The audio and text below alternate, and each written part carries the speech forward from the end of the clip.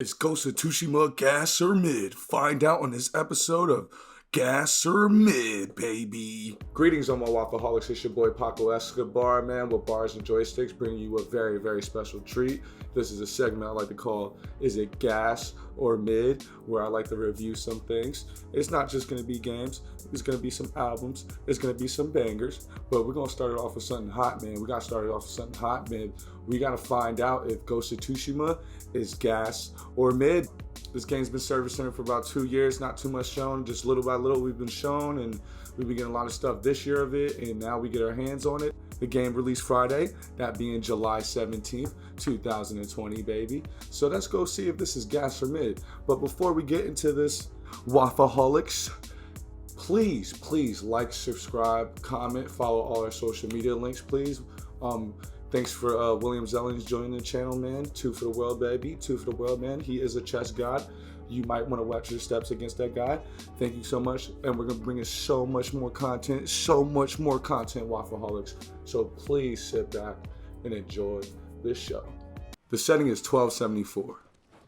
You're a samurai trying to protect your home of Tsushima. On the beaches, numbers and numbers of Mongols swarming, infesting their troops, dishonoring your home, taking your land. No pun intended, but the Sucker Punch developers do a phenomenal job of sucking you right in with these vibrant, lifelike textures in some sort of up way, making a massacre on this beach look beautiful. I'm fortunate enough to own a PS4 Pro and a 4K television to play this game to its full compatibility, and I'm absolutely blown away. Riding horseback through the island of Tsushima is a real treat. Now I can finally retire my Mary-Kate and Ashley winter circle. Let me know if you guys want me to do a gas or mid on that. All I need is one comment, baby. But seriously, riding to each destination in this game, I literally sit back and pan around just to take in the atmosphere. The game is set in the fall, transitions from rain, cloudy, and sunny weather. The contrast of the shadows and light make the player models and environments so lifelike. You get to name your horse, of course. I bought the digital deluxe edition, so I got a special skin on mine. The deluxe edition is just $10 more than the regular edition. You get a digital art book, a mini soundtrack of 5 songs, a Jin avatar, a dynamic theme, and the Hero Tsushima skin. I threw that shit on immediately as soon as I found out how to put it on. The people you come across and interact in this game all have voice dialogue.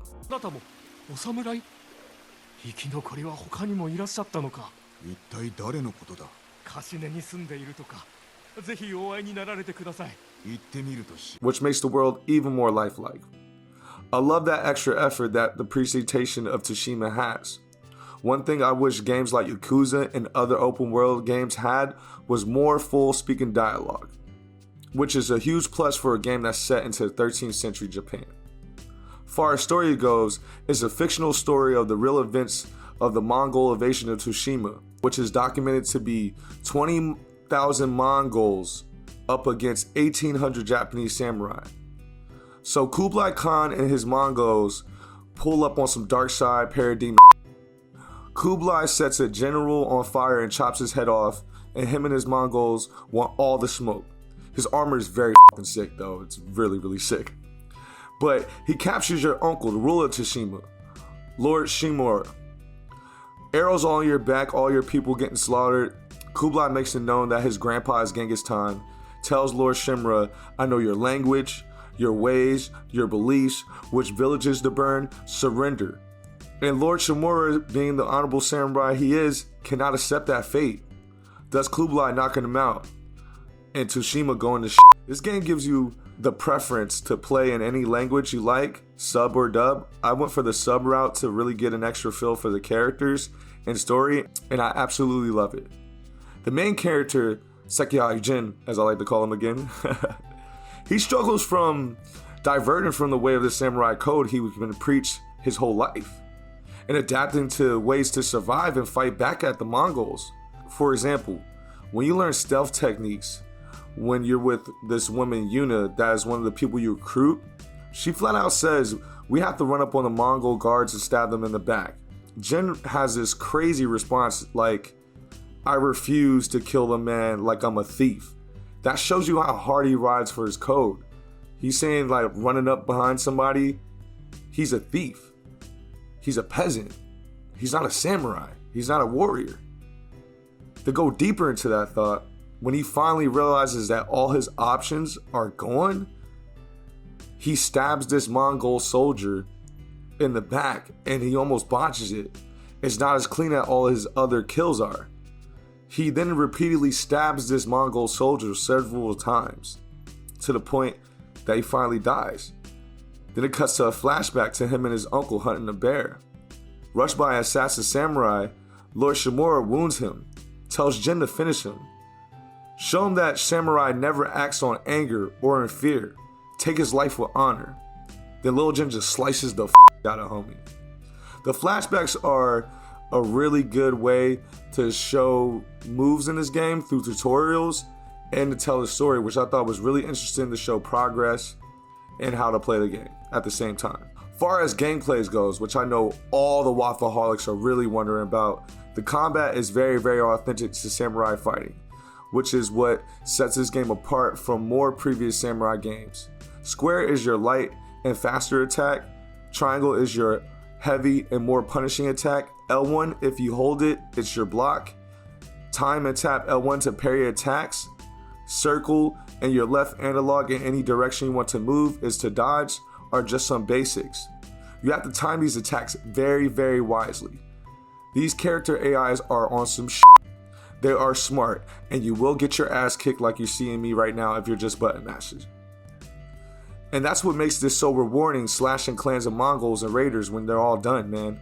It's a real rewarding thing, because it's some hard. Your enemies have spears, shields, katanas, and bows. And you're trying to dodge, hack and slash all this all at once. That's why this game is so hot. The leaders of each Mongol territory have double swords, hit harder, and are more tasked to defeat. You could take a stealthy or more strategic approach or just run up on fools. Also, you can unlock more abilities through the completion of the missions and side missions. A pleasant surprise was how you have different stances in this game to unlock, which was a game changer for me when I acquired that knowledge at the point of the game I was at. You can loot for supplies to upgrade your armor, weapons, and bows. Yeah, there's archery in here too. Simple shooting controls, but it seems like you're shooting a real bow with the vibration from your DualShock. My favorite control feature is the standoff system. You approach a group of enemies, call them out, hold triangle, and release it right before your opponent hits you. He's killed in one strike and you go to work from there. And you can call out enemies that run away from battle, execute them, loot their shit, go about business like as always, man. You live by the sword, die by the sword. It seems like when I'm always traveling like Mary-Kate and Ashley and Ghost of Tsushima, I'm always running into some man, and I love it. With the amount of Mongols and people you come across on side missions and main missions, you're set up for endless hours of gameplay with this game. Even with the difficulty of this game being on the harder end, it's fun. You want more and more every time you play. Overall, the developers at Sucker Punch have blessed us with the only good thing to come out of 2020. Yes, Final Fantasy VII was amazing, and I haven't beat it yet, but it's a remake. This is something new, original, out of the box. It can't be denied that Ghost of Tsushima is a guaranteed masterpiece. Now, is it gas or mid? It's straight gas, man. It's 93 premium. It's 93 premium gas, without a doubt. It's a must cop. Do not wait for this title to be mid prices. If you own a PS4 and got the funds, pull the trigger right now.